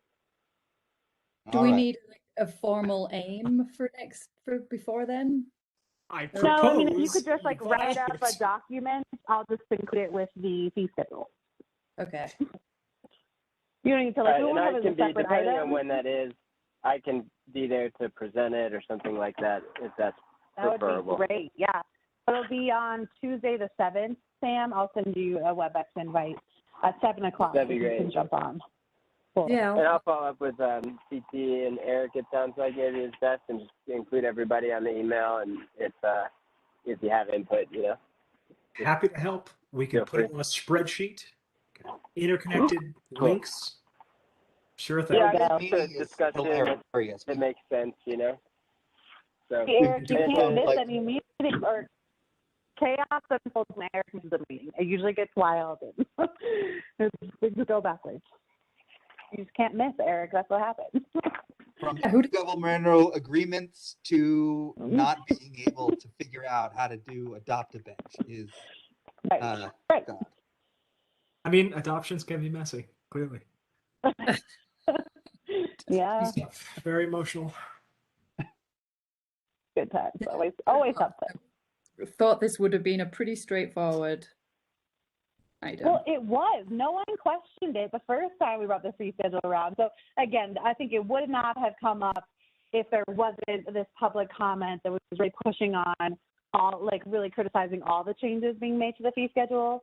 And then this kind of came up, and Mayor Larson even noted, like, this Adopt-A-Bench wasn't even really supposed to be a discussion item. But Trustee Corr brought it up following the public comment. It looked like such a beautifully simple agenda that I could miss comfortably without there being any ramification. Nope. That's what happens. You gotta miss like the really heavy one. Gotta fight. It's an uphill struggle every day. Yeah. Yeah. That's a good thing was I knew you all would be meaning, and luckily it's not being adopted yet. But I think maybe you should be prepared, I guess, there to decide, like, if it keeps going the direction where the board's going to say $100, do you just say, well, we want to just yank the program until we sort it out? And until we have a staff person dedicated to parks who we can work with to make something that's coherent and that makes sense. Because right now the problem is that the things that I think we should be funding with it are not things that the town currently does because we don't have anyone to do it. Yeah. Right. So I'm thinking, of volunteer coordination programs, youth programming in the parks, like those sorts of things we do not do, but that's what something like an Adopt-A-Bench program should fund. It shouldn't go to public works general budget for, for that. And it probably shouldn't go to noxious weed mitigation. And it's the only thing we really have to point to that it would fund right now because it's the only things that we do. Mm-hmm. Eric, I'll follow up with you on it as well. Yeah. Can I make a request to potentially just talk about the bike park update real quick, only because we're getting close to heading up the canyon from the airport. So. Yeah, go ahead, Sam. We'll do that now. And I know that, as you all know, there's no service, so I will drop you. So we're good to just do an update on that? Yeah, please do. So Miranda and I had an opportunity to chat right before this meeting, which was great. And to be honest, I was just traveling and getting back in the flow of life and stuff back here. And so when I got back, it took me a second to get on top of things again relative to that. But we had a chat, and next steps, really, what Miranda was able to show me, which was amazing and super helpful, is, what different pieces of land are even in the consideration pool, which is great. And that way I can go ahead and start scheduling time for anybody who'd like to come and have a look at those plots and start reaching out to the different folks like Jesse, who has volunteered some equipment and potentially some time, and see if that's still something that he's interested in doing, or if there's an interest in any financial compensation there. And that way we can just move the ball forward, if it's a partial gift or a full gift that he's interested in giving in terms of time and equipment, and the cost to run those things in terms of fuel and stuff like that.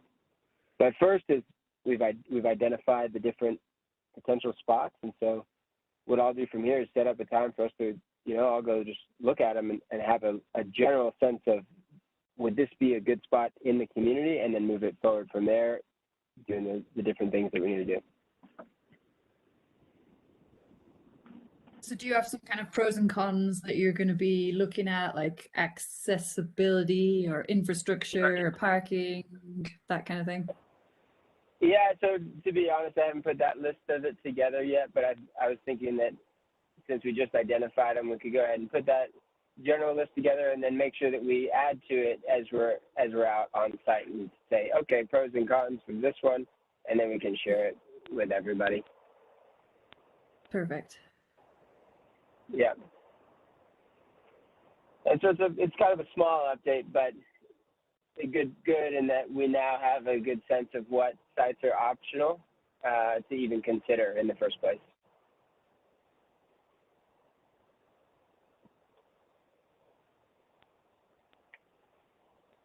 Great. That Any sounds like a questions? pretty solid plan. Yeah. Any questions for Sam? Just if you're looking at that one next to the water tower, please reach out right up next to there. Okay, cool. Well, I'll let everybody know. Like if we're going to, as I put dates together, 100% we'll let everyone know in advance. So, you can come and look, and I'll try and coordinate so that it works for everybody who'd like to come out for that. Great, And make thanks. it a convenient time and not in the dark. Hard to get a sense of it, but easy to run into a moose. What's that? I would say just keeping it as community oriented as possible. Make sure people feel like they're being involved in, as much of it, any of these discussions as you can is always a benefit. Yeah, for absolutely. And if anybody has input or feedback as we go through this process, this will be the first time I'm doing this with the town, with the bike park type of thing. And so I'm, always open and appreciative of it. So be sure to just share it as we go through the process. Very exciting. Right. Anything else on that for this time? Otherwise, we'll follow up next time with you, Sam. Yeah, no, nothing else at the moment. But I'm sure everybody will be kind of hearing from me as we get things happening around it. Cool. All right. Thank you. And whenever we lose you, no worries. All right. Sounds good. Thank you. And I appreciate the understanding on that one. Yeah, no worries. Drive safe. I guess we'll just kind of circle back to, we were talking about fees and fee schedules and budget things. Is Miranda or Eric able to give us any updates on the parks manager position, or what we need to be looking at? I'm working with Rink and Tennis, which I know Jesse and Eric are on that email. I just need to get from them job descriptions or job responsibilities and duties to make sure we're incorporating that. The intention is to come before the Board of Trustees on December 7th with that job description and the proposed recruitment timeline. We would be looking to hire the person ideally kind of first week or two in January. Rink and Tennis, we're looking for kind of an immediate takeover. And I share with them that that's just not feasible. That person has to get up to speed on even our own policies and procedures in open space. So while we're happy to learn and coordinate with Scott and get up to speed, we really wouldn't be taking over that asset until the next season, 2021, 2022, 2023, but can provide a support role prior to that. So, meaning that we're all set to have whatever day I picked will be the meeting where we'll kind of flesh out that and make sure that rink and tennis understand that we have waived their liability insurance. They no longer need that. So there's a savings. We just can't take over those assets. There's so much more that goes into that than just like hand over the keys. You know, we need to have Rita sit down with their financials and you know, understand their staffing structure, get their staffing structure covered under our insurance. And yeah, so they're eager and I appreciate that. But you know, I view the parks manager needing to focus on what town already has and get kind of handle on that prior to the rink and tennis. So maybe we could do tennis next summer, but not rink until the end of the year. Okay. The plan, I've already shared this, but the plan is to have the parks manager report to me, the parks lead, which is what Nikki currently is, will report to that parks manager, and the recycling and maintenance technician will also go over that team. So it'll be a team of 3, plus the temp employees, which we typically do anywhere from 3 to 4 temp employees will then join that group annually. So during the summer months, it'll be a group of 7, which would be awesome. Okay. That's kind of where we stand. So assuming all that stays on track as planned, December 7th, we'll provide it to the Board of Trustees and post it ideally like by that Friday. Okay. Where's the funding coming from? The Board of Trustees set aside $50,000 to fund this position in the next year. From the budget. So it's, yeah, from Kevin. I didn't hear any of that. That was all discussed at the Board of Trustees, and I know we got it for. You're breaking up. You're breaking up. Can you hear me? My phone. Not really. Oh, am I getting? I don't know. Without hanging up, Chris, I wouldn't be able to fix it. Sorry, we're having a hard time making it out. Yeah. No, sorry. Yeah. In any event, I can summarize what Miranda's saying, which is that the budget has already been set aside for this in the 2022 budget, and that's been done by the Board of Trustees. So increases in town revenues as well as the potential revenue from parks assets is going to offset the cost of hiring this employee. So I guess it would be helpful if any of us attended that meeting to speak for that. I mean, I know it's come up in several meetings over the last couple of months. Oh. Yep. I don't anticipate it's going to be something that's hotly debated because it already has been discussed, but it probably is worth making it known that you're in support of this so that it doesn't feel like we're doing it in a vacuum. Yeah. Can you hear me? Can you guys hear me? Okay. Now we can hear you. Oh, thank goodness. Okay, so it's gonna be an informational item. So yes, please to the comments, but put it in writing because there will be no public comment taken on it. Okay.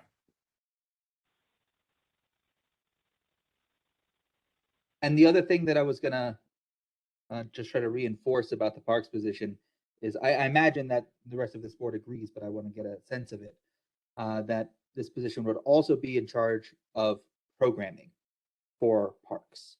That is to say, whether it's a volunteer event or, putting together some kind of youth programming, any kind of, casual pickup sports and things like that, that this would all fall under the purview of the parks manager. So it's not just like raking gravel and cutting the lawn, like also developing programming for our parks. I think what kind of the discussion that we had last meeting, just in the minutes here, is that part of their purview would be to coordinate between volunteer groups that already maintain and look after various parks and town assets. Position would also oversee trail making, maintenance, master plan execution, infrastructure coordination, programming, events with the PD, the FD, children's events, And then it would do skate park, ice rink, tennis courts, collaboratively work with the grants manager, the sustainability coordinator, pursuing grants, and execution of the plans, amongst other things.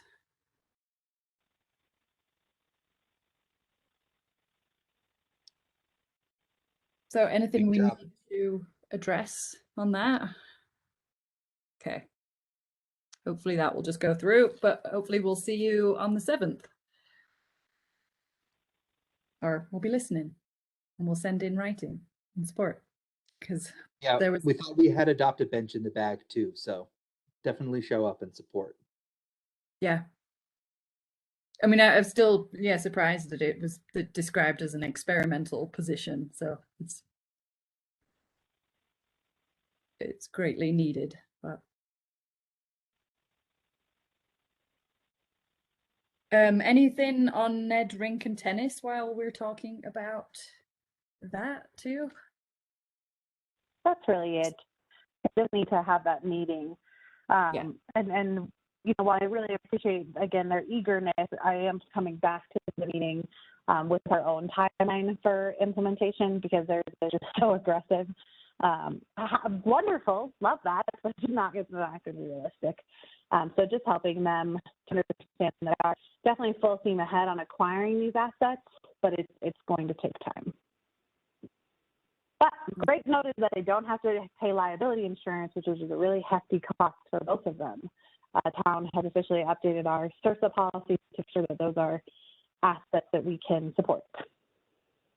So maybe at the next meeting after we've had the Ned Rink meeting is just to come back and kind of explain in a bit more detail to CT and to anyone else who may have missed some of these previous discussions about kind of the future goals for Ned Rink and Ned Tennis. Do you have a question, Chris? I think I might have heard your voice then. No, I'm just wondering about the insurance.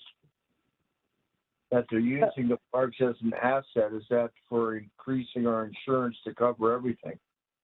No, it actually doesn't increase our insurance at all.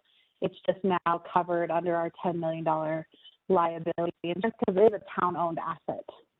So they've finally been put under the umbrella of the town. Right, I'm not entirely sure I understand why they weren't historically. I mean, it is a town asset and it costs us no money to do so. Because there are private entities running them. So even I checked with CIRSA about that, and that's not a concern as long as they kind of fall under this volunteer, it's called a VAMP program, Volunteer Assistance Medical Protection, because we have that. There was no fee increase for that either, that there was no reason, even though it was volunteer run, it could still be financially covered under town. I just remember that there was some aspect of it that it couldn't be put under the town. That's what I've heard, and that's what Dallas said is what he was told, but I've talked to multiple levels of our insurance company, CIRSA, and they were like, yeah, no problem. Wow. So we did it. Well, that's good. That's a good thing. Positive. Thank you. Yeah. Yeah, thank you. Thanks for doing work. Yeah. The least we could do, and it was really quite easy. And I did just because there have been historical situations where they've been told no. We did run it by a few different people at CIRSA, and all received the same confirmation. Right. All right. If there's anything else on that? While we're on CIRSA, this is a very unrelated topic, but John asked me about it. These antenna for Radio Club. John, this is my verbal confirmation to you that town will also be covering that. So from a liability standpoint. Yeah, let me just give a quick brief to everybody because I don't think they know about it. But basically, the Ham Radio Club here in Nederland is trying to put up an antenna to serve emergency radio services as part of that, and it's going to be up at the Mountain Research Center. So the university owns it, but they wanted to have a insurance and these kinds of things on that. So we finally got actually today I just got the thing back from the university. It says, well, we'll lower the insurance rate, but we're still going to charge you for some power. So I'm not sure if this really is the place to talk about all that, but basically it's going to be $360 a year in fees. Okay. But I think the club could then buy the insurance policy through this 8RRL ham radio group. The bottom line is if we could switch the insurance policy over for the fees, it would probably be better. But the bottom line is we have to have insurance and pay this $360 a year to the university in order to have this communications tower. So if you're looking, and I realize, I'm sorry, everyone, this is like a side topic, but it's still of interest. You need to go to the Board of Trustees that request, because I can cover under insurance without an increase. If you're looking now for financial contribution, that would need to be an ask of the board. Okay, well then maybe we'll switch it back and we'll stick with the original plan of the insurance. And I'll just tell the club, because the club thought it would be better to buy the insurance and not pay the electricity, but the club doesn't care which way it goes. So, so can we just work on that? Just, give me another week to just switch it back around. But I got the idea that we would be covered. And I think we're going to be home free with that. So anybody have any questions on that?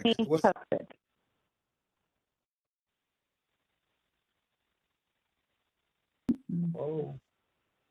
Chris, do you have a question? No, just it went dead. Yeah, no, I was just wondering if there were any questions because I was kind of doing a one-way transmission there. But if you'd like, I can give a full brief at our next meeting about what all this means and where it's going to be and that kind of thing. Yeah, it sounds really interesting. I'd love to hear more about the ham radio club in general. Yeah. Yeah. Okay, so put me on the agenda for next week, and we'll do that. And Miranda and I will make sure we're both saying the same thing. Yes, I figured I just found out, so I'm like, might as well while we're here. But yeah, I think we'll take that offline. The rest Okay, cool. Yeah, because I just found out today from the U, so we're good. Nice. Okay, great. Yeah, cool, John. We'll look forward to hearing about that next time. So where are we at? Trails. Brian, Sam, and Eric, I think, are coming up with a plan for next steps, individual meetings and whatnot. That's right, we are, but we failed to do that between the October and November PROSAB meetings. So I currently have no progress to report there, and I imagine Eric was busy enough doing bylaw redrafting that he hasn't done anything with that either. That is totally fine. That means that we can come back to this next month. Yeah, and we'll for reals do it next time around. I'd be happy to help if more hands are helpful. Yeah, so I think the last time we heard this was that as soon as we have more than 2 people meeting on a topic, then we have certain sunshine laws that come into effect. So CT, I can meet with you separately, and I can also meet with Sam separately, and we can come up with some plans. But I think if we try to set up an official subcommittee meeting, it gets a tiny bit more complicated. All right. But it sounds like you kind of just identify in maybe some groups or some individuals that you'd like to maybe meet with. Yeah, and we've done a little pre-work on that already. We just haven't done anything to organize the making of these meetings happen. Yeah, we did. We made a list ages ago, and then, I never followed through on my side of it, and then haven't met. So, all right, chugging along. Cool.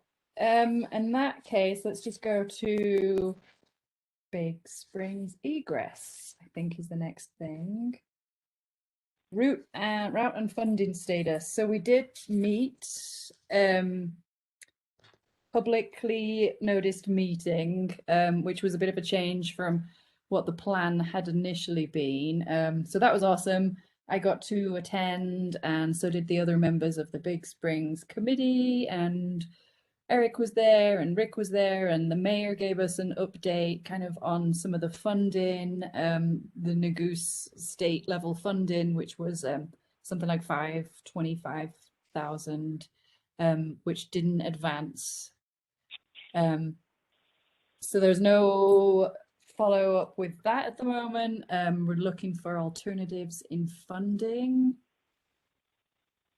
Do you want to give a present, like any little update on this, Eric or Rick, too? I mean, I know that the next steps that we left with was that the town engineering company that we use, JVA, they are going to look at the 2 routes. So both routes under consideration are along the top of the ridge line.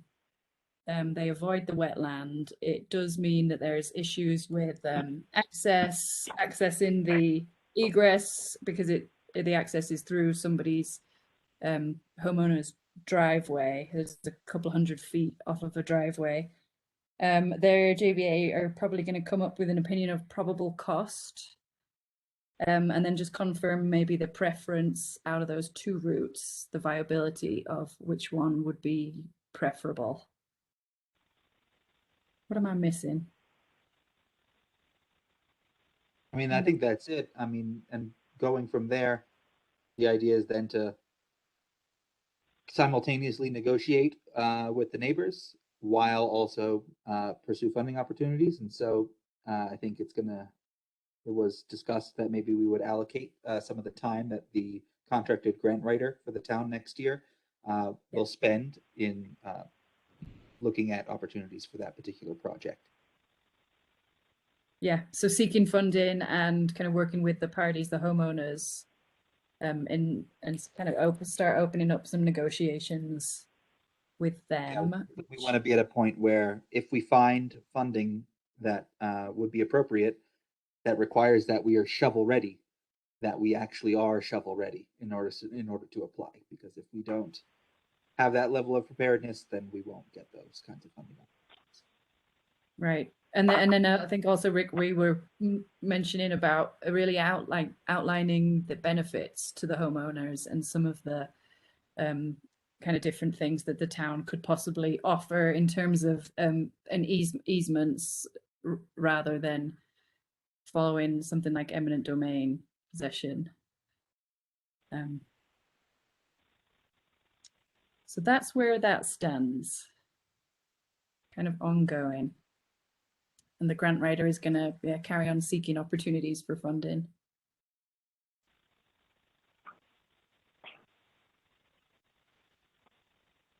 Rick, if you are there and want to add anything to the Big Springs discussion there. Yeah, I'm here. I'm actually in the middle of getting settled into a place in Grand Junction for the night here. So it's been an interesting drive listening to this. Yeah. I think you pretty much covered everything that we know right now.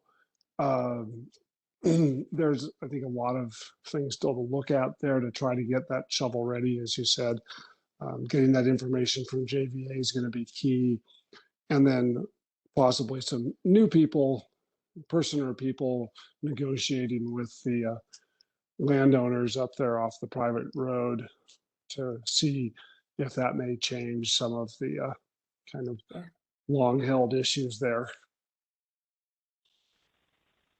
That's all I can think of off the top of my head right now. Yeah. Thanks, Rick. Sure. So not a huge lot of movement in there, but again, it is kind of, we would like to get, like Eric said, get the routes sorted in terms of possibilities of getting funding in the future. I think that's going to be important, but we're not going to go ahead with specific engineering drawings until later date, in the hopes that maybe a grant could fund those drawings. Any questions or comments on that for now? I mean, we'll keep you updated in it as items come up with that. And last item on the agenda is Barker Shoreline Trails and Stewardship Project update.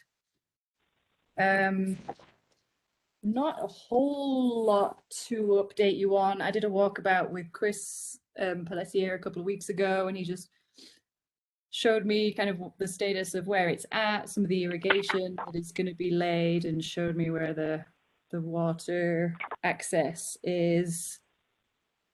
And then we're just trundling along with the interpretive signage. We're still waiting on the artist contract.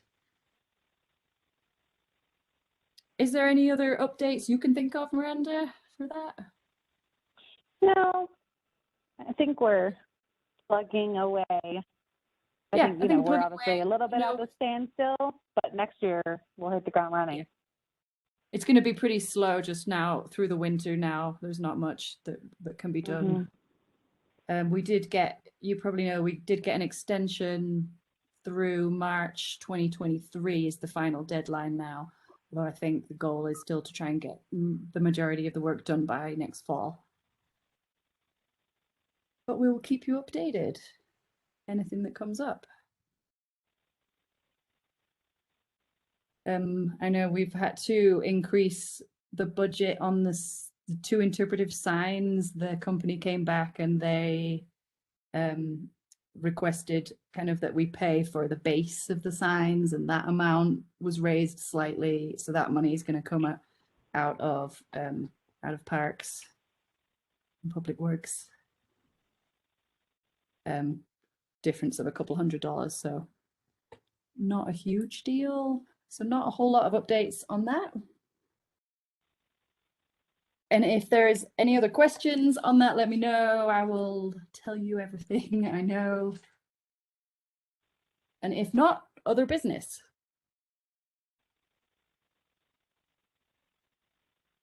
I'm sorry, was that a request for other business? Or yeah, if there's any other business, anything that you can think of, parks related or... How is the town set for crushed granite, crushed stone? I was told the last time that there was like a pile of it someplace. Yeah, that would be a public works question, but they do have a bunch of rocks, granite, crusher fines, all that kind of thing is kept at the public works facility, which is up on Ridge Road. Okay, great. And they're very amenable folk, so I'm sure if you ever wanted to tour and learn more about it, I'd appreciate that. Yeah, I bet they would be fine. Yeah, that'd be great. One question I had, was there going to be any change in our date for the next meeting? Because it's December and holidays and all that stuff. I wasn't sure. Are we just sticking with the regular schedule, or what are we doing for that? That's a good question. Let's see what the date is. You can absolutely move. PROSAB fell actually on the holiday, so they of course moved theirs. So if you wanted to adjust, we would just want to talk through that to make sure there's not conflicting elsewhere. But yeah, it's set for the Planning Commission 16th also right moved now. theirs for the same reason. So we're September the 16th. Does that not work for anyone? It works for me. I just wanted to double check. Yeah, that we weren't doing something else. And to that, just to that degree too, like December is traditionally we will go through PROSAB mission, like the PROSAB mission and goals, prioritize our projects. I'll bring up the list. I'll bring over the list that we had from last December, see where we're at and see what our future goals and priorities are. Dream lists and those kind of things. Keep that in mind. Otherwise, yeah, we'll keep it at the 16th, I guess.